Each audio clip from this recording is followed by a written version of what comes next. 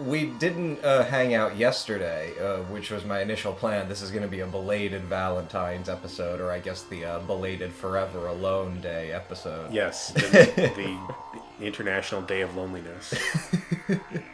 But if you haven't contemplated suicide today, you're one of the lucky ones. You went to a very special cinematic engagement last night. What was that? I was going to. Whoa, no. You tell me you did not. Tell me you did not end up having to renege on going to see. All right, what happened? Please tell me. Well,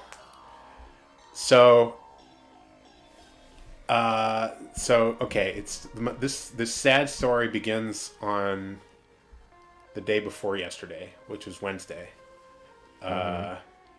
Which that day I had I work as a substitute teacher as my day job, my real job, really. Which means I just sort of take assignments day to day as they pop up. So did you hear? I'm getting to this. So Wednesday I had afternoon hours. I got afternoon at a local elementary school. They wanted me to come in, for after. So it meant I could sleep in. So I set my alarm clock back a couple hours. Mm-hmm. But also I have some kind of sleeping issue that I'm still trying to figure out what's going on there. So it's I'm still tired all the time. So that evening I just flopped into bed and I forgot to reset my alarm. Sorry, there's some. Yeah, there's some background performance going on. Some cat action. Yeah, Calvin's trying to get a fly. You don't mind if Is Calvin's name is revealed? Yeah, see, there's a fly right above the door. Is that a fly or is that just a speck of crap? That is definitely a fly. Oh. Well, yeah, they've been chasing it all. Well, okay, at least he's doing something useful then. I'm not as mad at him anymore. His bloodlust needs to be satiated. Okay, but what happened? You slept in. So I forgot to reset my alarm clock. So I ended up being late for work yesterday morning, which was very humiliating. Yeah, it's not a good sign when the teacher's late for school. I'm not going to say how late, but I was late. So the school gets out at 3:21. Mm-hmm. The screening is at 6 in New York. A screening of what? Let people know. A screening of the new. Just talking about it is just it's just. It's okay. This is Forever Alone Day. This is the day for our personal heartbreak. Well, but I was already in a bad way about this because I was really looking forward to it. What was the movie? The new Janus Films restoration of Come and See, which they were having a press screening for on a big screen at the Criterion office. Oh my god. And basically, so I felt bad about leaving school early that day, so I didn't leaving work early, so I didn't. So at 3:21, I needed to get to the train station immediately, but it turned out that this story is boring and stupid. No, this is a good story. It's not a good story. I'm gonna expedite it significantly. Is that the right word? You're gonna skip over the part where you met Deadpool. Yeah. It wasn't that exciting. It's just the last. The final nail in the coffin after a long series of things that made me just a little bit later, one at a time, was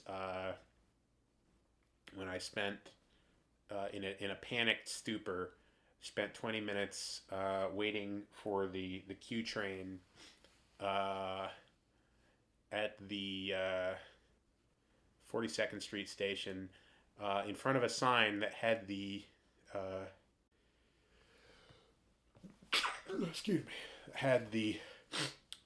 Q train listed on it, It was only after 20 minutes of panicked, looking up and down the track, trying to see when the train was coming, that I realized that what the sign was saying is that the Q train does not stop on this track. Oh, God. And by that point, it was too late. Yeah. And yeah. Yeah, I've been there. There's just, I get way too much anxiety when I'm in New York, especially when I'm on the subway.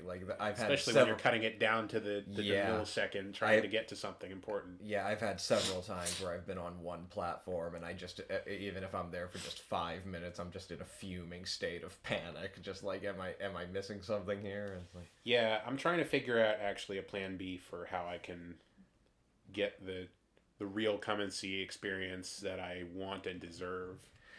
I mean, the closest I know is that watch TCM. Well, I have a screener. I have a screener link for the restored version. I mean, okay, at least you have that. But I don't want to watch it on my laptop. I don't even want to watch it on that TV. You really wanted to have the big theater restored experience. So this is my last ditch attempt, and I have no idea whether there's any hope for it at all. But I was thinking of. Maybe you would know better than I would if there's any possibility of this working. But I was thinking of maybe asking Kyle at the Garden if to do a any screening. Possibility of just a private after hours. Can I borrow your projector for? Yeah, you just need to assure him that it's one time only, because if you are in fact successful in doing that, there is no way that I'm not going to be annoying him for the rest of his life trying to get whatever. Well, maybe you can, if you help me bug him, then maybe you can come in too. Yeah, I would love come and see, so to speak. Come and see. Yeah. Oh man. It's a late night screening for. I mean, I assume what I could offer in exchange is that he could see it too.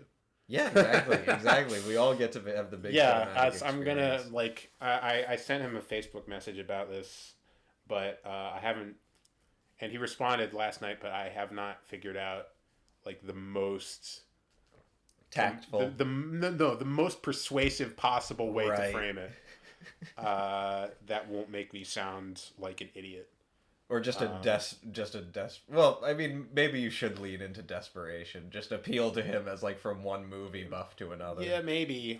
Honestly, maybe I should just go tomorrow, just go there in person and just get on your hands and knees. Pull aside. No, not pull on his shirt. Because I'm friendly with them there. They know me. Yeah. So you're a frequent flyer.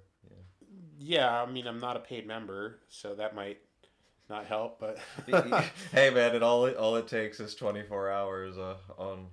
They don't, they would need to cut this part out, but they. I love it when the university professors, when they get to curate some of their stuff, because they don't just get the film professors. I remember last Halloween, not this last Halloween, but the one before that, they had shown it was a psychology professor here who was screening Halloween, and that was fascinating because he kind of exposed me to a take on the movie, which was, it's far different from the idea of, Michael being just this golem. I still haven't seen Halloween. Oh my god, this is a thing that we come to. Okay, when it comes to, I'm the world's worst film critic. Okay, I haven't. You're not the world's worst film critic. There's still Movie Bob. There's still there's ideologically there's still there's still Richard Roper. All right, he's still kicking around. Okay, he didn't even that's hair. Look, I'm not. I can't speak to the quality or lack thereof of my writing, but from a intellectual purity perspective, I'm the world's worst film critic. It's not even about intellectual purity. There's a lot of movies I haven't seen. Yeah. I just saw the Texas Chainsaw Massacre for the first time a few weeks ago. Oh my god, what did you think? It was good, actually. Yeah, damn straight. It's the story of a misunderstood artist and yes, very unsupportive family. Yes, I agree. And those perfect. Damn annoying kids who won't stop barging into his house. That's what got me. Interrupting his creative process. Yeah, they all trespass on his house. They're the most annoying little shits in the universe. So of course he kills them. I mean, is it a little bit overkill? Yes. But are they absolutely being super rude and definitely. Ruining his creative process? Absolutely. Yeah. And they don't even appreciate his couch of skulls and whatever. They also definitely don't tolerate his gender identity. He's a very whatever that is. Yeah, whatever it is. He's whatever the gender. It's Ed Gein. Yeah, whatever the gender identity is that where you literally want to be your own mom. Yeah, although I liked that. Which I guess is basically the Oscar Wilde quote about basically what it is to be a gay man. Oscar Wilde said a lot of things. You know that Look up what he said about Jews. Well, I can, as an 18th century Anglo-Saxon, I would not at all be surprised if Oscar Wilde had some insensitive feelings towards the Hebrews. It's a little closer to like the left-wing H.P. Lovecraft. Oh boy. Oh boy. He had some interesting views on slavery, but maybe we probably shouldn't get into. We probably should get into Oscar Wilde. But like, speaking of purity testing. But this is the thing: is that like I'm just being crabby, like Oscar Wilde all you want. I'm just no. I'm just in a bad mood because I missed Come and See. Yeah. And it's Valentine's Day. Yeah. And I you basically didn't sleep well last night, and my cat got diarrhea all over my bed. And it's just, not Calvin, not the one we mentioned before. No, not Calvin. It's the Hobbs who's the bad one. Oh, see, ironically, yeah, Hobbs is the bad one. Although he's still always friendly to me. I'm probably gonna be if anyone actually listens to this, I'm probably gonna be. They're gonna stop listening after hearing me talk because I'm such a bummer. No, you're not. Listen, we get into some pretty bummer stuff on this podcast. It usually involves the way women are treated in the 1950s in movies. We've gotten. I just finished watching Mad Men a couple months ago. Yeah. Which all right. So the most common criticism of Mad Men, which is accurate, is that like the first season is a lot of it is just kind of like pearl clutching, like, oh my god, the 1950s were so shitty. People treated women so bad. Yeah. People treated blacks so bad. Yep. It was, it was a bad time. Okay. Yeah, I know. That's kind of a overdone point. And the first season does have a lot of that. But what people who, like, that criticism is mostly made by people who only watch the first season because it does get better. Yeah. Because what makes the show actually interesting is, and this is something that you can only do in TV and in novels, is the way that the characters, often unexpected ways in which the characters develop and evolve over the course of an entire decade. Yeah. And as how their personal evolution, which isn't always necessarily growth in a linear sense, how that intersects with kind of the wider, like, cultural, economic, historical phenomena around them. So it's not a bad show. I've only seen 2 episodes of Mad Men. One was the episode where what's his name? The guy, the main guy. What's his? Don Draper. John Hamm. Yeah, John Hamm. It's I've seen 2 episodes. One, and I don't remember any of them. I more remember scenes because. It's not a show where it's like, there are only a few episodes in that show that are like, the episode where, and those episodes are all like, the episode where they killed John Kennedy. Yeah, exactly. It's all the sort of signpost historical events. But and that was one episode that I saw that I actually liked a lot. But the one before that I saw was the one where he listens to the Beatles for the first time, and it's like when he's trying to capitalize on the Beatles, and sort of the lesson of the episode is that he still doesn't get the Beatles, and it's sort of I thought it was a great, as cliche as it is to use the Beatles as like a signpost of like the evolution of music, I thought it was actually a very earnest way of depicting like how it must have been like for that sort of man at a time when the Beatles were becoming like pop stars, and like to realize how far you are behind in terms of where the youth are actually at and like what they're thinking about. And the other one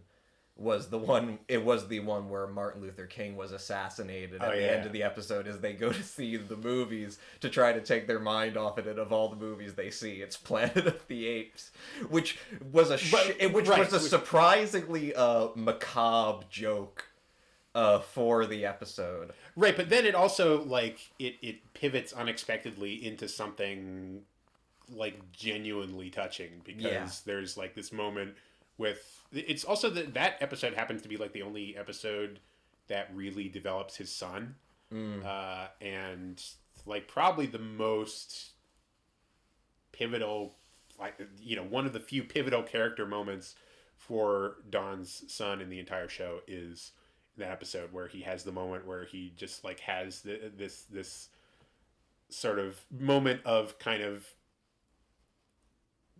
just like random act of empathy for the like black janitor working at the movie theater, and where he just like starts talking to the guy about the movie, and like Don doesn't even know how to cope with that, because he's so used to just sort of like acting like they're avoiding invisible. or that, and just like sort of avoiding social socially awkward situations or social boundaries. Yeah, Mad Men is certainly a sort of TV show of this type that it seemed like, again, I'm not as familiar with TV as you are, but it seems like there is a sort of, and in Breaking Bad I think is also a part of this, where there's this sort of developing formula of TV where if it does focus on a man who is sort of the head of a household or whatever, it will sort of deal with these ideas of how men are, especially men of a certain generation, are very emotionally isolated to the point of an almost kind of sociopathy that the cultural... it's all the Sopranos effect. Definitely. I was thinking The Sopranos, and I didn't want to say The Sopranos it's entirely The Sopranos. All these shows, Breaking Bad, Mad Men, etc., would not exist without The Sopranos, and they're all basically directly spun off from The Sopranos formula, explicitly. Like the writers of the shows acknowledge it. The creator of Mad Men was one of the head writers on The Sopranos. That makes a lot of sense. I can definitely see the DNA. Although, ironically, the main character of The Sopranos, like it's all about the aging boomers. Yeah. I'm partly, but although it also has like plot lines with with his kids, the wayward millennials. Yeah, the emergent millennials. Which it's all like really amazingly on point, and extremely funny. It has been very funny for me, just like being like the non-TV person, where it's like I've literally only seen 4 episodes of The Sopranos. They've all been in your company. I've seen 4 of them over the course of maybe a year. And every time you're just really mad at me because you keep having to re-explain to me, like, basic... why you should watch it. Right, exactly, but also just basic elements of the plot. I just have to be like, because I just keep watching... That's my problem. A lot of characters. Yeah, that's my problem, is that, like, I keep watching a lot of these TV shows just, like, individual short films. Like, Breaking Bad, I've only ever seen the pilot and the last Breaking Bad you episode. can't watch like that. The Sopranos you can. The Sopranos is sort of... It's a TV show... by and for people who hate TV. It's the home box office. Well, that was... that was lovers. the sort of branding revolution that, there's pre-Sopranos television and post-Sopranos television, and it literally did completely change the medium in the industry. People... just the whole... the whole sort of blunt force impact of it in 1999 was, oh my God, you can turn on your TV and see this show that has like the visual language and production values of a movie and acting quality especially. Yeah. And that was just kind of bonkers. Like prior to that, it was like Twin Peaks. Basically, yeah, was like that's the other one. Like that's another one I've only seen like 3 episodes of, and that's the weird thing with Twin Peaks is that I keep saying I'm gonna commit to watching it. So it's like with me, it's like the Hitchhiker's Guide to the Galaxy. I've never finished all of the books of the Hitchhiker's Guide, and every time like I don't finish it, like months will pass or years, and I'll be like, well, I have to start from the beginning again. And Twin Peaks is like that for me. Like I get through the first 3 episodes before I don't know what it is. No, I'm actually exactly the same with Twin Peaks. I still haven't finished it. Yeah. I still haven't finished the original run to get to the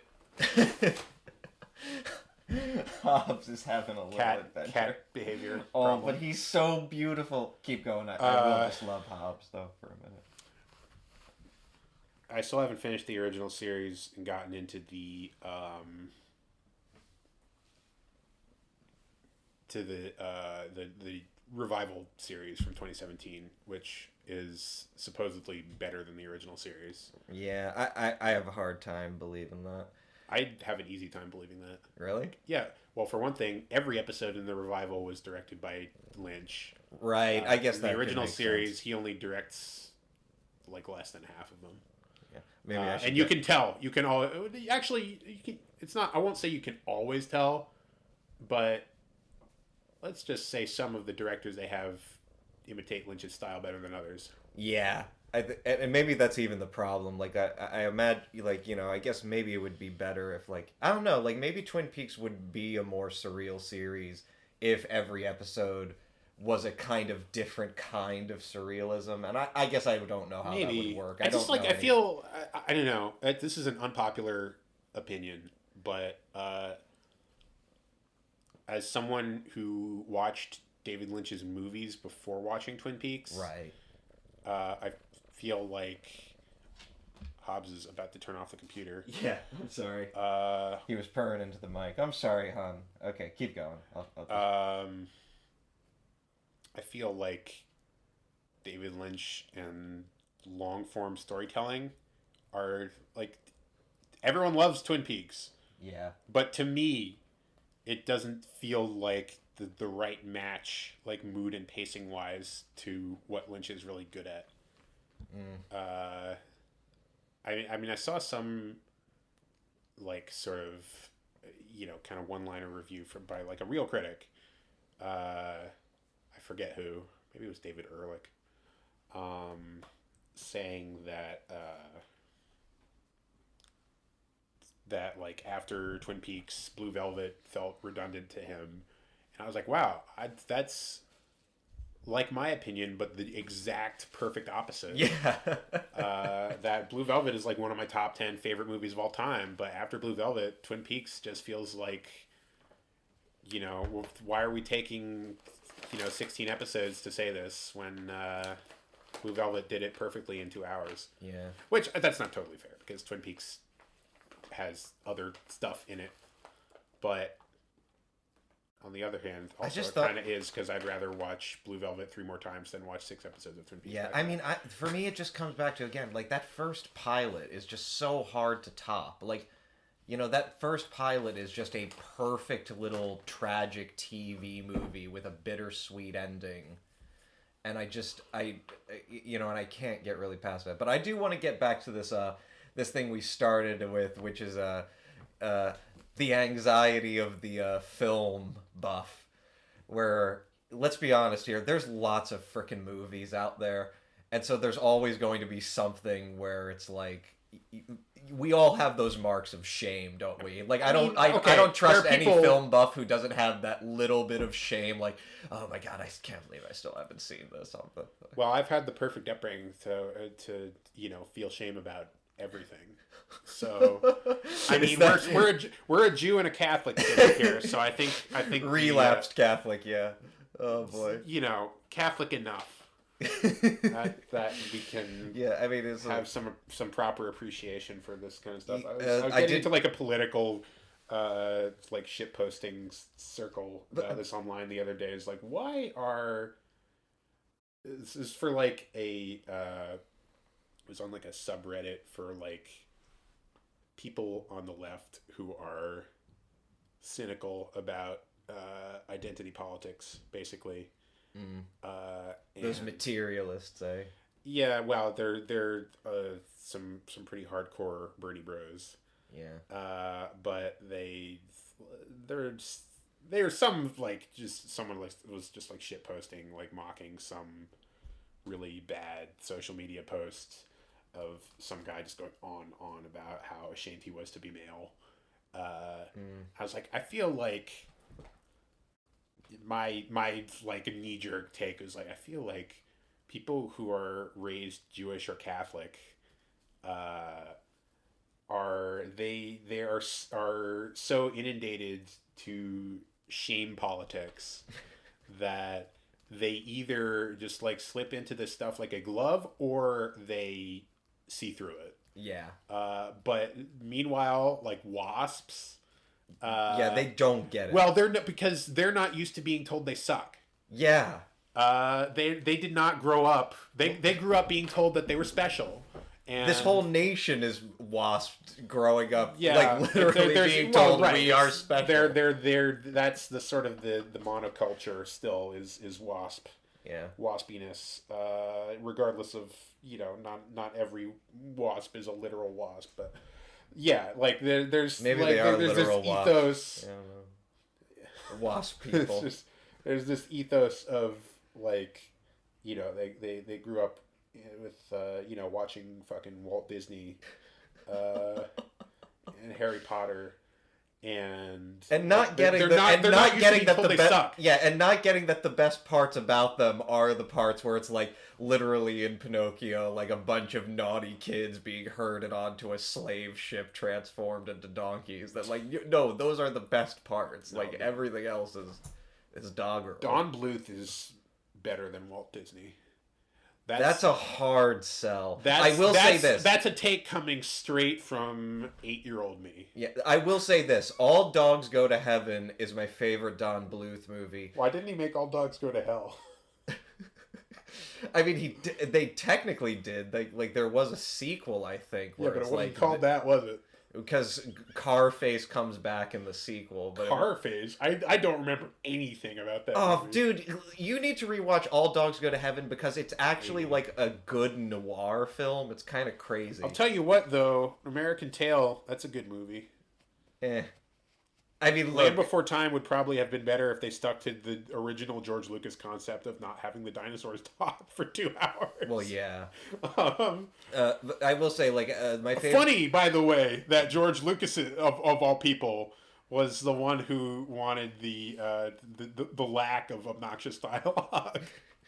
That's okay, the, you know, actually, no, it's no, not funny. no, It's that's not true. ironic at all. Lucas is not a man of obnoxious dialogue. He's a man of dialogue that nobody understands. He's a man of begrudging dialogue. Right. Like if he could have sold George Lucas, if he could have sold the Star Wars prequels as silent films, yes, he, you know, might be a little bit presumptive to say he would have done it, but he should have done it. Yeah. There's like someone on YouTube who like took a couple of isolated scenes from the parts that were some of like the most laughed at in the Star Wars prequels, and just like muted the dialogue and effects track so it's just the imagery and just the John Williams score that plays in those scenes. It's really good.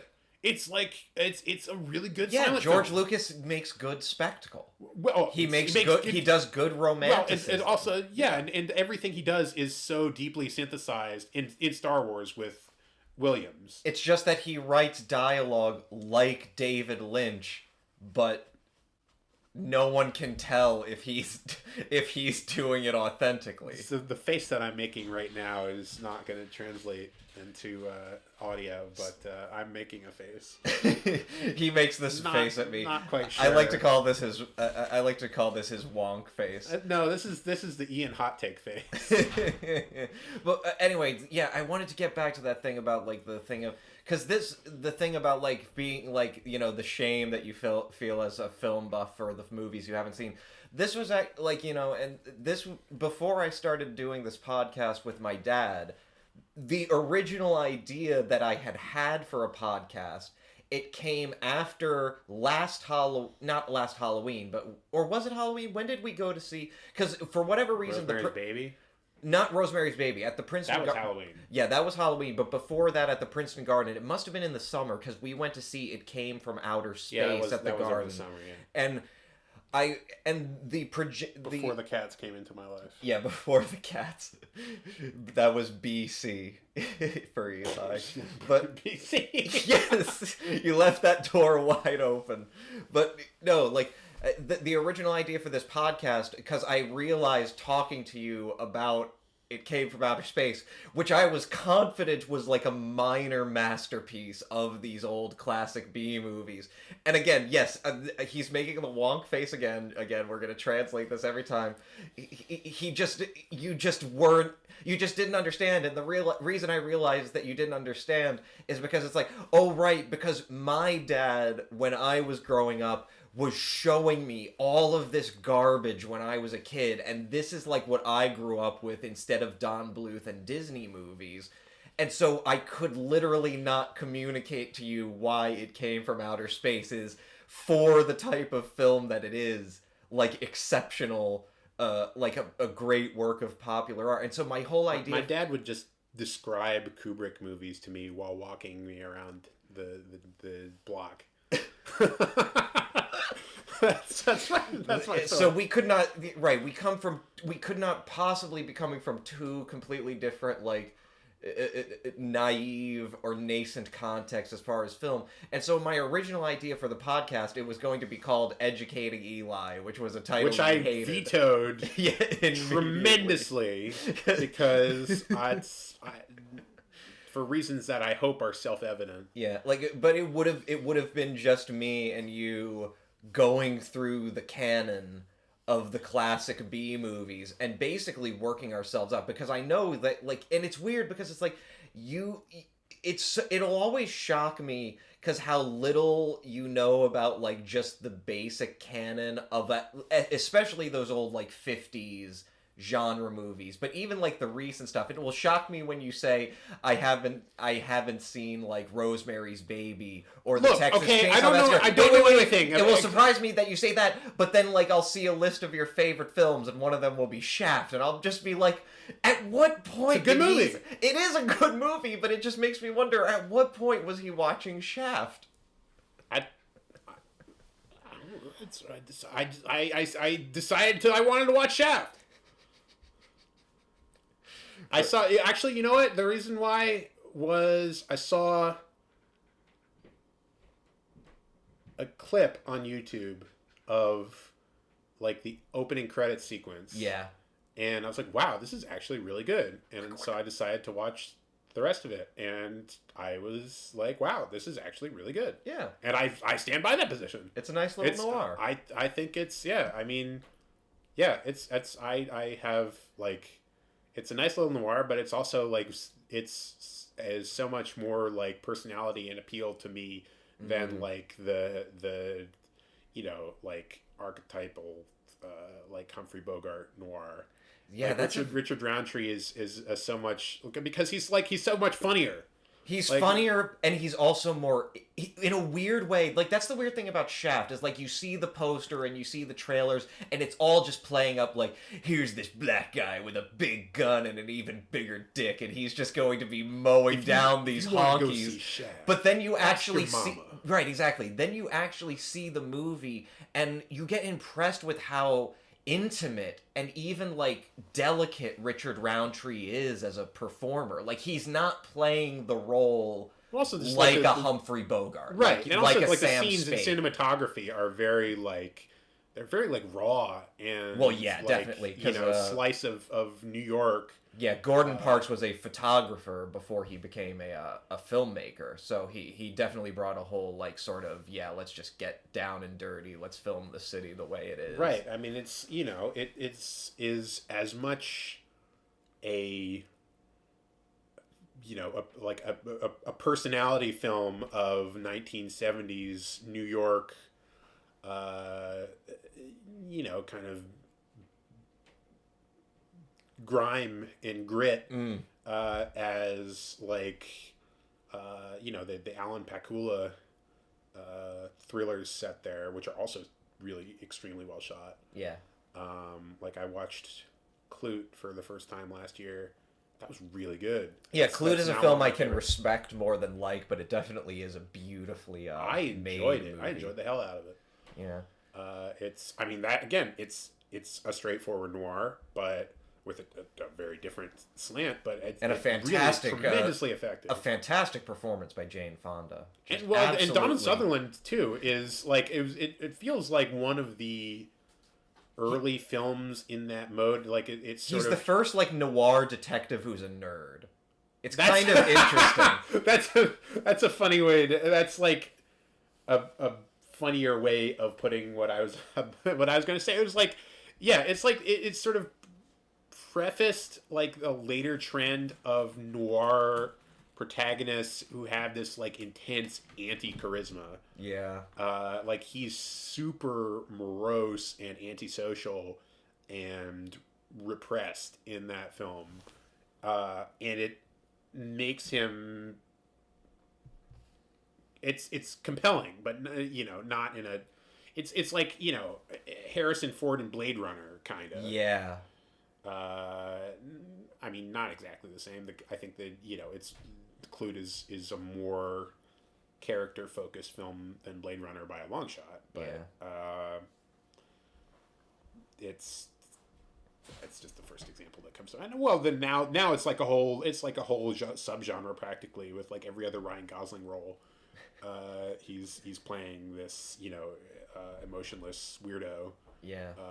Who's the not always emotionless either. Like definitely in I think Only God Forgives. Like I love the heel turn in Only God Forgives where he's basically Refn has that whole Refn. Well, that's the thing. Refn has this whole Antonioni-esque style to him where like the actors are basically just props.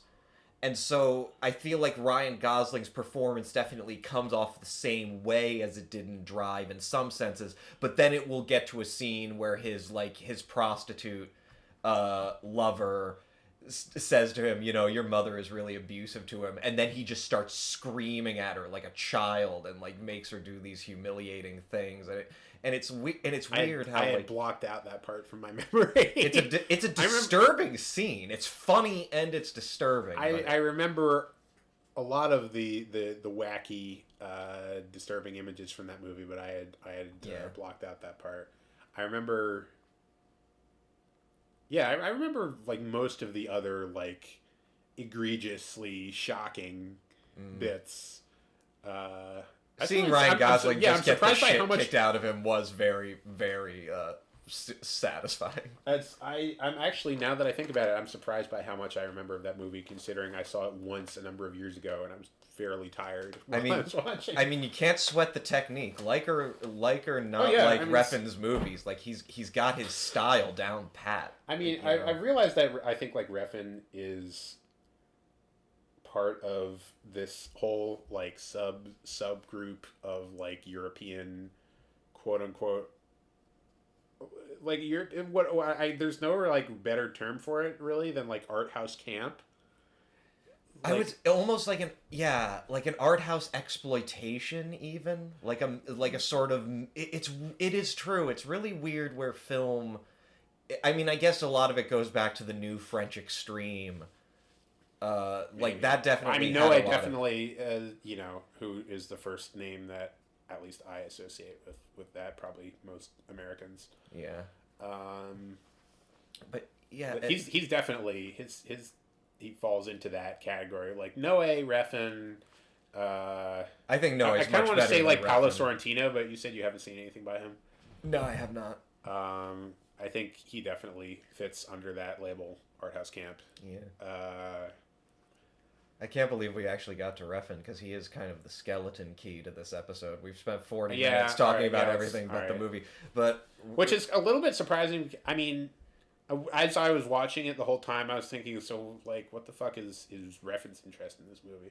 Yeah. And like, What is the I movie? sort of Would get you, it. would you like to tell our? You go ahead and tell our viewers, because I really want as my guest and as the Okay. person who was going to be the original test subject. You were going to be The original. What's the name of the guy in Mystery Science Theater? Mike Nelson or No, but the character. I think his name is Mike in the Is it? show. Yeah, Mike the janitor. Yeah, Mike the janitor.